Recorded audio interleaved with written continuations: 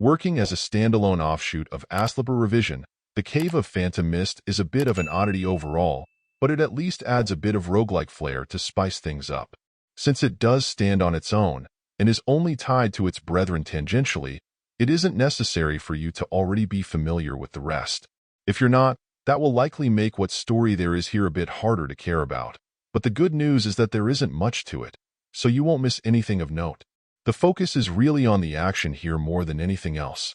As is the case with Revision, on a general level, it would be fair to call its combat and general progression grindy to say the least.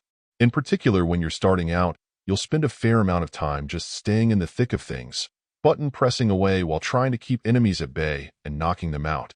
The good news is that it doesn't take long for there to be opportunities to add some depth to the mix in a variety of ways.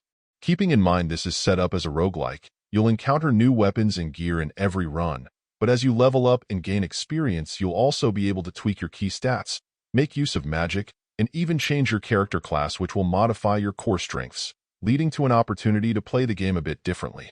In the end, whether you'll want to pick this up will depend on your familiarity with its predecessor or your love for side-scrolling combat action. There isn't much more to the experience than that overall, but at its budget price, it still may feel like enough to make it worthwhile.